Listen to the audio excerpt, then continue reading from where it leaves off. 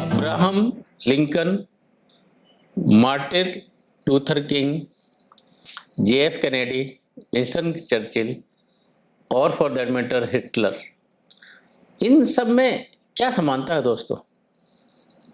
आप देखेंगे कि ये सब लोग अपने वक्त के, अपने समय के बहुत अच्छे वक्ता रहे। ऐसे अच्छे वक्ता रहे कि they make you to move from thinking to action. जो आपके अंदर आग जला दे, ज्वाला जला दे, आपको बैठे बैठे इंसान को बोले यार मैं तो ये करके रहूँगा, कहाँ से आता है? मीन्स ऐसा कोई भी कम्युनिकेशन, ऐसी कोई भी बात जो हमको एक्शंस में लेके आए। ये सब अपने टाइम के ऐसे वक्ता रहे जो लोगों को सोते से जगा दिए, जो लोगों को हिला दिए।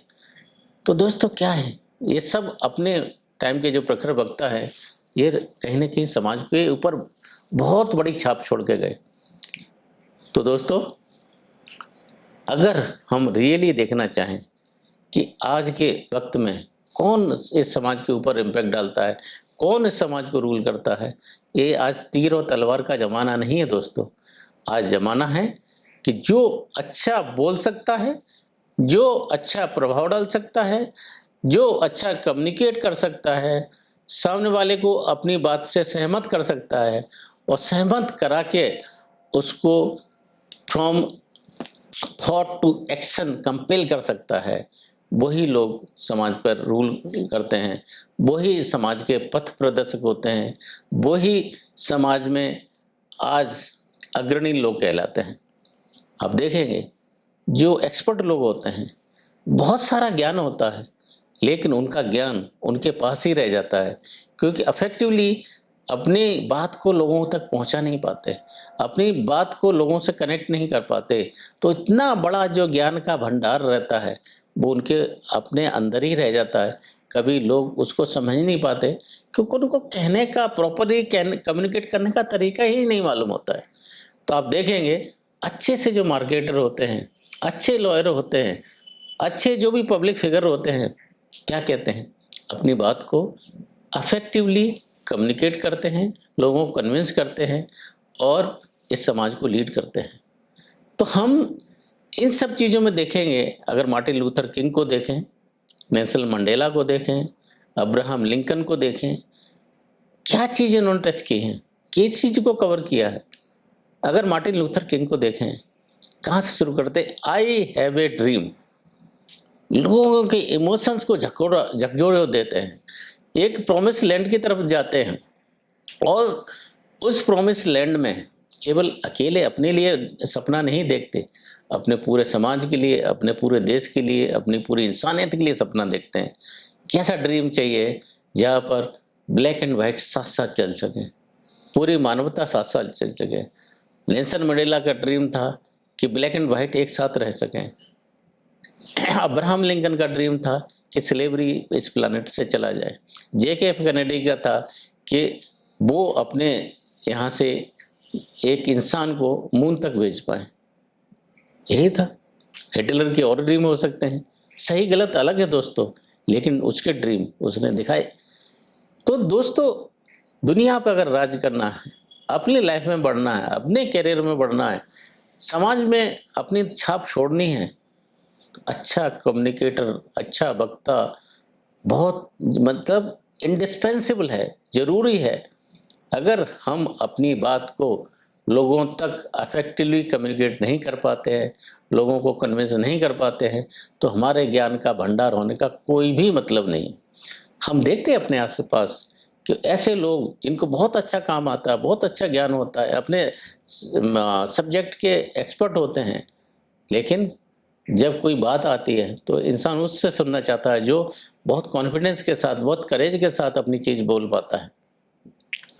तो अगर हम देखते हैं, चाहे वो गेटिसबर्ग एड्रेस हो, चाहे मार्टिन लूथर किंग का आई हैव अ ड्रीम का हो, चाहे for that matter any other वक्ता, आप देखेंगे सबसे बड़ा इम्पोर्टेंट चीज़ क्या होती है, हमारे इमोशंस को ये सब टच करते हैं। हमारे इमोशंस जो होते हैं ना दोस्तों, वो हमको लॉजिक और एनालिटिक्स से बहुत दूर लेके जाते हैं। व्हेन समवन सेज कि मैं इस देश से दास्ता को ख़त्म कर दूंगा, व्हेन समवन सेज कि मैं ब्लैक एंड वाइट को एक साथ लेके आऊँगा, when someone says I have a dream for you all, तो दोस्तों वो सपना, वो ख्वाहिश हमको उस तरफ लेके जाती है एंड हम उस लीडर के पीछे चाहे अनचाहे चलने को मजबूर हो जाते हैं। हमारे आसपास भी बहुत से ऐसे प्रखर वक्ता हैं, बहुत से ऐसे लीडर हैं, even in present time also, जो एक बार एक चीज़ बोल रहे हैं, करोड़ों लोग उनकी बात सुनने के लिए तैयार रहते हैं, उस पर एक्ट करने के लिए तैयार रहते हैं, बलिदान देने के लिए तैयार रहते हैं। तो दोस्तों इमोशन के साथ साथ और क्या चीज़ होती हैं? इमोशन एक पार्ट हो गया। इमोशंस के बारे में बोला जाता है कि दोस्तों जब इंसान इमोशनल होता है तो एनालिटिकल की एबिलिटीज उसकी कम होती हैं, और जब एनालिटिकल रहता है तब इमोशंस के स्किल्स कम रहती हैं। तो इमोशंस में जब बोला जाता है कि स्टैटिक्स का कम से कम उपयोग करो, स्टोरेज का ज़्यादा से करो, व्हेन आई से कि there millions of the people dying of the hunger, when I come with one girl I name Ruqaiya, और रुकैया के बारे में जब मैं आपको बोलता हूँ कि रुकैया एक अंडर नरिश बच्ची है, अगर इसको खाना नहीं मिला तो मर जाएगी, तो दोस्तों इस केस में पाया गया कि यहाँ पर जो रेट ऑफ कंट्रीब्यूशन होता है चैरिटी में बहुत ज़्यादा होता है। तो जब इमोशंस के साथ साथ हम बोलते हैं कि स्टैटिक्स को जो होता है इंडिविजुअल स्टोरी ट्रम्प्स करती हैं, तो जब भी हम एड्रेस कर रहे हैं तो कोशिश करें कि हम स्टैटिक्स की जगह इंडिविजुअल स्टोरीज की बात करें, इंडिविजुअल एक्सपीरियंसेस की बात करें, एंड इंडिविजुअली हम हर एक ऐसा लगे कि हर एक इंसान को ये मेरे से बात कर रहा है, ये मेरे को ही प्रॉमिस लैंड में लेके जाने वाला है। इसके साथ साथ दोस्तों क्या है, जहाँ लेके जाने वाला हूँ वो हम विजुलाइज करा सकते हैं क्या? हम उसको फील करा सकते हैं क्या? हम उसको कॉन्क्रीट शेप दे सकते हैं क्या? अगर वो विजुलाइज करा दिया दोस्तों, इमोशंस के साथ साथ अगर विजुलाइज करा पाते हैं तो इंसान को वहाँ पर मतलब अपनी ख्वाब में, सोच में वहाँ पर ट्रांसपोर्ट हो जाता है, वहाँ पर अपने आप को महसूस करने लगता है।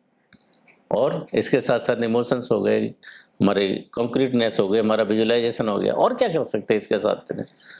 हमारे आसपास देखेंगे दोस्तों, बहुत बड़े बड़े अगर हम पावर पॉइंट लेके आते हैं, कौन इंटरेस्टेड रहता है? मोस्टली पावर पॉइंट वाली मीटिंग्स रहती हैं, आप देखेंगे एक क्या होती है, नीरस टाइप होती है, बोरिंग टाइप होती है। जब भी हम उनको स्टोरीज के जरिए बताने की कोशिश करते हैं, हमारे आसपास इतनी बिजनेस में स्टोरीज रहती हैं और दूसरे क्षेत्रों में भी स्टोरीज रहती हैं। जब हम स्टोरीज के जरिए लोगों को अपनी बात बताने की कोशिश करते हैं तो वो बातें उनको सदियों तक, उनको पीढ़ियों तक याद करने इनकी याद रहती है। स्टोरी टच की इम्पोर्टेंट क्या है, स्टोरीज में जो हम भाषा यूज कर रहे हैं, हमारे जो वार्तालाप की भाषा है वो एक सिंपल हो, क्रिस्प हो, बहुत ज़्यादा बरबोज ना हो, बहुत ज़्यादा लेंदी ना हो, सिंपल रहती है। सिंपल रहने के लिए क्या करना पड़ता है कि हमको जो हमारा ऑडियंस होता है, टारगेट ऑडियंस रहता है, उसके स्तर की हम भाषा हमको यूज करनी पड़ती है।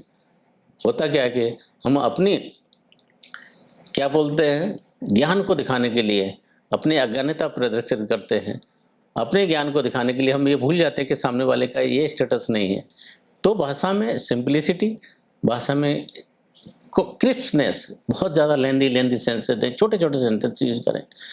तो अगर हम सब चीज़ों को दोस्तों अगर समराइज करना चाहें तो इस दुनिया पर अगर हम अपने व्यक्तित्व को इफेक्टिव बनाना चाहते हैं, हम लोगों के मन में अपनी छाप छोड़ना चाहते हैं, तो चीज़ों को स्टोरी जरिए बोलें, लोगों को इमोशंस को टच करें और विजुलाइजेशन की पावर को यूज करें, सिंपल लैंग्वेज को यूज करें, कॉन्क्रीटनेस को यूज करें, क्रिस्प रहें। तो ये सब चीज़ें हमको एक अफेक्टिव कम्युनिकेटर, अफेक्टिव वक्ता बनाने में हेल्प कर सकती हैं। और दोस्तों धीरे धीरे इन सब चीज़ों को इम्प्रूव करते जाएं, एक बार में नहीं होती हैं।